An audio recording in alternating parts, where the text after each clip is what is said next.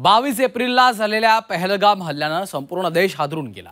दहशतवाद्यांनी निष्पाप पर्यटकांवर गोळीबार केला आणि यामध्ये 26 पर्यटकांचा मृत्यू झाला होता। या हल्ल्याबाबत आता एक खळबळजनक दावा करण्यात येतोय। या हल्ल्यामागे चीनचं कनेक्शन आहे अशी माहिती समोर येते। त्यामुळे हे प्रकरण नेमकं काय आहे पाहूयात।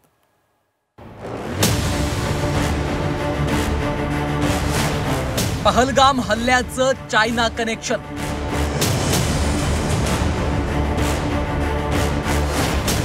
दहशतवाद्यांकडे चायनीज सॅटेलाइट फोन।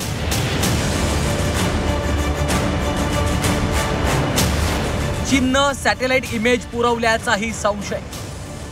22 एप्रिलचा तो दिवस भारतीयांसाठी काळा दिवस ठरला। काश्मीरच्या पहलगाम मध्ये दहशतवाद्यांनी धर्म विचारून गोळीबार केला। दहशतवाद्यांच्या निशाण्यावर होते फक्त हिंदू पर्यटक। तब्बल 26 पर्यटकांचा या दहशतवादी हल्ल्यात मृत्यू झाला।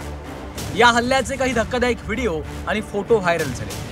भारतानं या हल्ल्याचा बदला घेतला आणि ऑपरेशन सिंदूरद्वारे पाकिस्तानला चोख उत्तर दिलं। मात्र आता पहलगाम हल्ल्याबद्दल आणखी एक धक्कादायक दावा तज्ज्ञांनी केला आहे। पहलगाम हल्ल्यासाठी पाकिस्तानला चीननं मदत केल्याचं तज्ज्ञांनी म्हटलंय। तसे पुरावे देखील मिळाल्याचा दावा तज्ज्ञांनी केलाय। चीनवरील अभ्यासक प्राध्यापक श्रीकांत कोंडापल्ली यांच्या एका रिपोर्टमुळे खळबळ उडाली आहे।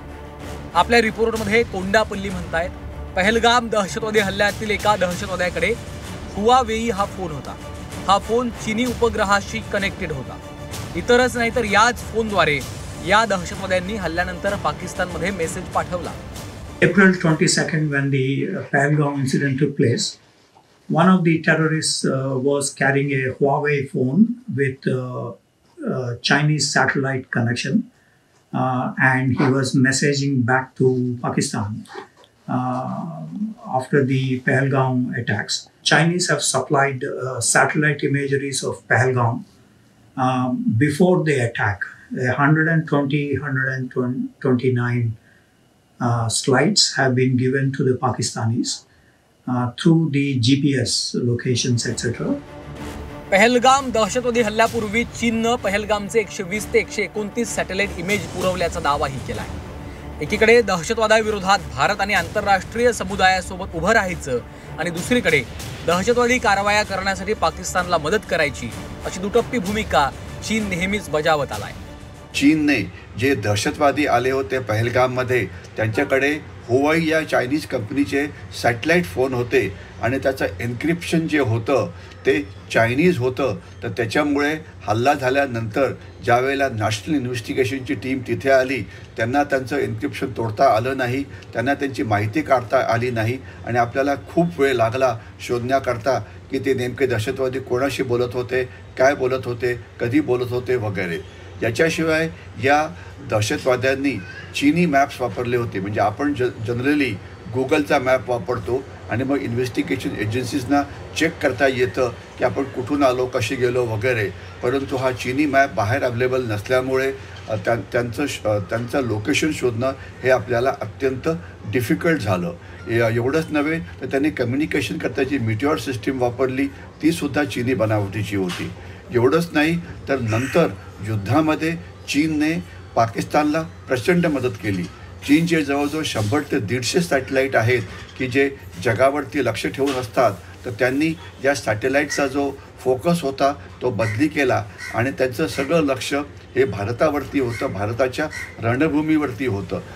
संयुक्त राष्ट्र सुरक्षा परिषदेच्या चर्चेतनं सुरुवातीला हल्ल्याची जबाबदारी स्वीकारणाऱ्या द रेझिस्टन्स फ्रंट अर्थात TRFचं नाव पाकिस्ताननं काढून टाकण्याचा प्रयत्न चीननं केल्याचं सांगितलं जात आहे।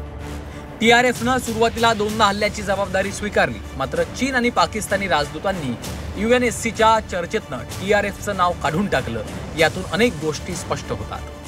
आंतरराष्ट्रीय स्तरावर सुद्धा युनायटेड नेशन्स सिक्युरिटी काउन्सिल मधून TRFचं नाव मागे घेण्यासाठी चीननं आपलं वजन त्या ठिकाणी वापरलं होतं आणि याच्या माध्यमातून एक प्रकारे पाकिस्तानला सपोर्ट देण्याचंच काम वेळोवेळी चीननं केलं होतं।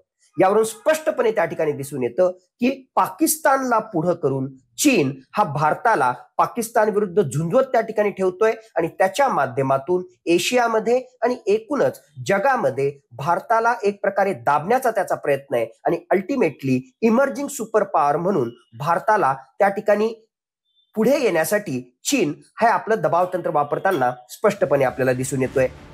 एकीकडे अमेरिकेनं लावलेल्या टॅरिफ नंतर भारत आणि चीनचे संबंध चांगले होताना दिसत आहेत. दुसरीकडे मात्र पाकिस्तानला मदत करत भारताविरोधात चीनच्या कुरापत्या सुरूच आहेत. त्यामुळे भारत आता चीन विरोधात कोणती भूमिका घेणार याकडे जगाचं लक्ष लागलंय. ब्युरो रिपोर्ट झी 24 तास, मुंबई.